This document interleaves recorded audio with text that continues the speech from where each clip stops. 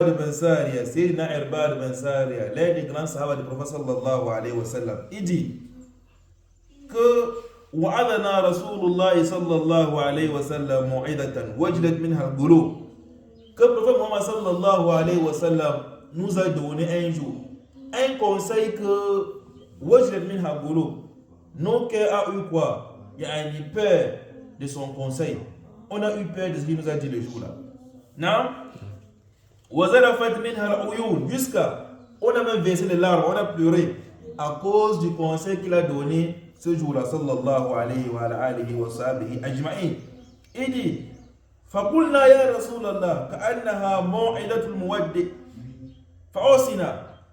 Quand le prophète sallallahu alayhi wa sallam a parlé, nous avons dit que ya Rasulallah, au prophète de Dieu, le conseil ici c'est comme un conseil d'une personne qui a dit au revoir. Donc tu as parlé comme si tu nous annonçais déjà ta mort.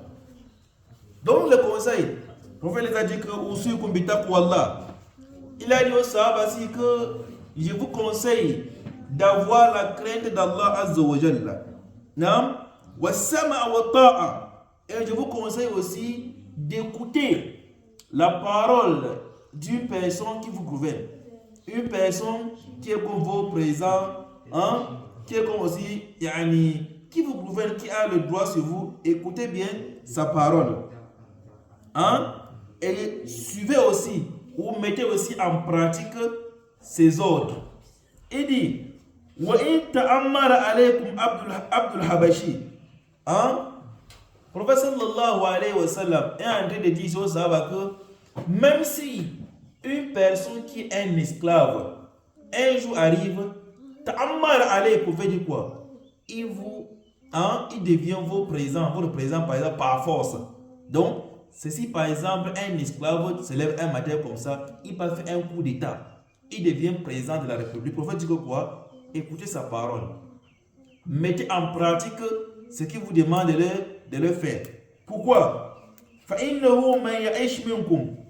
Parce que qui vivra parmi vous les sahaba, il aura beaucoup de désordres après moi. Hein? Mais alaykum bi sunnati, arrêtez bien chemin du prophète sallallahu alayhi wa sallam, wa sunnata khulafa ar-rashidin, arrêtez aussi le chemin des khulafa, les personnes qui sont quoi? Les khulafa du prophète Muhammad sallallahu alayhi wa sallam. Il dit quoi? Addu alayha bin nawajiz, fais l'effort d'arrêter la sunna de prophète vos dents. Il dit quoi? Wa iyyakum wa muhdathati min al-umur, faites attention avec les innovations. Fa inna kulla bid'atin dalala, en sachant que toutes les innovations qui contredisent l'islam conduisent plutôt vers l'enfer. Donc la ici a pour conseil qu'un musulman doit faire l'effort d'écouter la parole ou les ordres de nos autorités.